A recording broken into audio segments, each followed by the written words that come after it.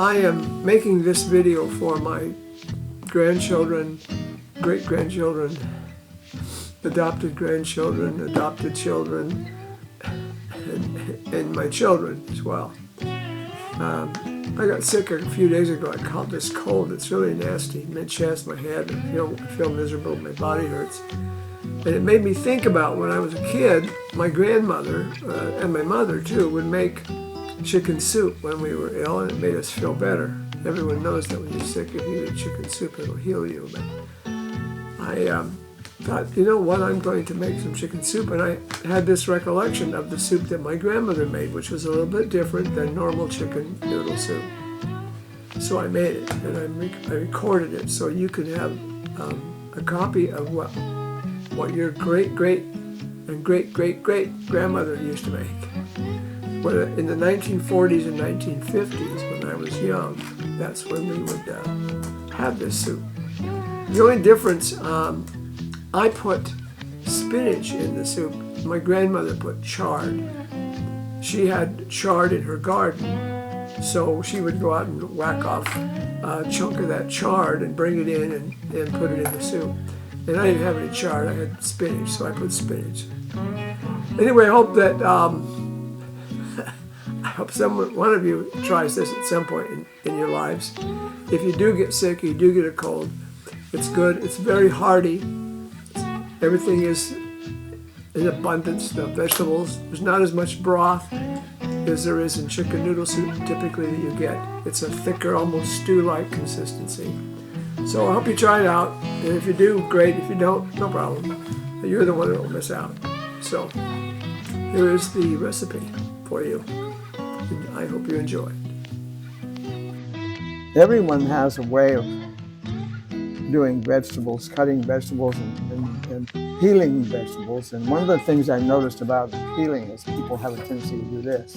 And this is designed to go both ways. So you can do this both ways like this and just turn the carrot and it will peel it'll peel the whole carrot in a much quicker time. So I don't know if you do it this way. I don't care. I'm just showing you. Maybe that's something you might try. All of my vegetables have been washed. I trim the bottoms of the celery off. I happen to like celery, so I use a little more celery than some people, and it's just a personal preference. If you like it, great. If you don't, this is chicken vegetable soup. I'm not going to cut these in great big pieces or not little pieces, but enough that when you have the soup, you feel like you have a piece of vegetable on your spoon, and then you can chew it up in your mouth. I happen to like celery. I eat a lot of celery, actually. And then I have an onion that I had left over from last night. I made scrambled eggs, and I put a quarter of an onion in the scrambled eggs. So I'm going to put some onion in this. And here again, I'm not going to chop it up too fine because I want to have a piece of onion in my mouth when I get ready to eat my soup. Normally I wouldn't cut both ends off. I'd cut one end so it stays together, but in this case I'm cutting it in fairly large pieces. So this starts the vegetables for the soup. I'm going to do more. I have a zucchini, a squash, I have cabbage, I have red potatoes, which I'll do a little bit later. We're going to start the process now, and I just want you to see the vegetables. Okay, I'm recording this because I'm sick. I'm making chicken soup because everyone knows if you are sick, the best thing to do is eat chicken soup. So I'm starting out with a pot. I'll turn on some fire. Just a medium heat, maybe a little higher to start because I want to get the pan warmed up before I put the chicken in. So what we're going to do is we're going to brown this chicken with a little olive oil in there. I like olive oil. And then later I'll add some butter. I bought this chicken this morning at 6 o'clock at Albertsons, so it's as fresh as you can get from Albertsons. Okay, I like to use black pepper. Some people like white pepper. I like the black pepper, a little spicier, I guess, or the little black things you can see in the soup later and wonder what the heck they are. So as this gets heated up, what I'll do is put the chicken in there, and I'm going to brown the chicken. I'm going to cook it nearly done, but not completely done. I'll leave it a little bit on the live side, then we'll finish cooking it in the broth, so I have some flavor from the vegetables and the chicken. Okay, I'm gonna put these in. Just gonna lay them in. These are chicken tenderloins. I don't know if you know, thighs, any part of the chicken is fine. I'm just sort of a white meat kind of guy, so for me, that's really the best way to eat chicken is chicken thighs, no. Chicken breasts, yes. Chicken tenders, yes. White meat, I'm a white meat chicken guy. A breast man, so to speak. Okay, so I'm gonna put these in, and what I wanna do is I wanna brown them. Put a little salt on this side, a little pepper on this side, so they've all got a sprinkling of that, and a sprinkling of the salt. That's good enough for now. All right, so we're gonna let this cook, and then when it's finished cooking, we'll come back and we'll talk a little more. Okay, I'm gonna take these chickens out of the pan here. They're not completely cooked, but they're cooked enough for me for what I'm going to do. So we're gonna just put them on a plate here so that I can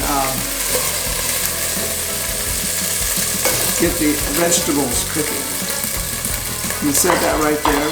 And right in this same oil, I'm putting the vegetables that you saw me chop. And this is onion, carrot, and celery. So if we were in France or some hotsy-totsy restaurant, we would call this a mirepoix. It's a little big for a mirepoix, but then it's a combination of onions, celery, and carrots are in fact a mirepoix. So for those of you who are my kin and you are wondering about it, now you need not wonder anymore. So I'm going to saute this for 5 or 10 minutes until the vegetables the onions are translucent and the vegetables are starting to get their cells not done, with a little bite left. And then we'll add the broth and then some more vegetables, and then we'll just cook it. And later, after my nap, which I'm going to take when I finish doing this, I'm really tired. And if you were wondering, because I'm sick, which I am, I'm very sick, very sick. Why am I cooking food? Well, because I'm the only one here. Rosie's in Mexico, and I'm sick, so chicken soup is what I always had as a kid, and that's what I'm going to have now. And hopefully it'll cure me. I'd like to be cured by Thursday. Today's Tuesday, March the 18th, day after the green leprechaun holiday. So anyway, let this cook for about 10 minutes, and then we'll come back and go to the next step. Okay? Okay. So I'm going to cut up this chicken. I like the chicken cut up. Shredding is fine. I just find it a little easier when I'm eating the chicken to eat it if it's cut into pieces. So I'm doing it on a nylon cutting board because I don't want the chicken to get in the wood because it's not completely cooked. So this way it gives me a little protection from any problems that might come about from chicken that isn't completely cooked. So what I do need to do is sharpen this knife. Anyway, I'm just going to cut these up.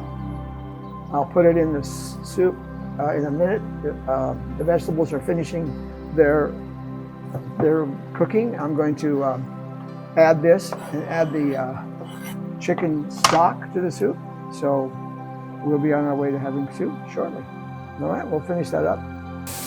To this, I have 6 cups of chicken stock. If I had purchased a chicken, I would have boiled the bones with some vegetables and made my own stock. But you can buy a chicken stock from the store, or you can buy chicken base and mix it with water. But I'm putting 6 cups of water in this soup. And then I'm going to add the chicken to this. So this is going to cook. This chicken's going to cook. And whatever juice is on this plate that you saved the chicken, put that in there too, because that's good stuff. So we've got in this pot, I don't know if I'm going to have enough room in this pot. I'm going to add potatoes, jalapeno pepper, squash, zucchini squash. And then at the end I'll add a little bit of cabbage, sliced cabbage, and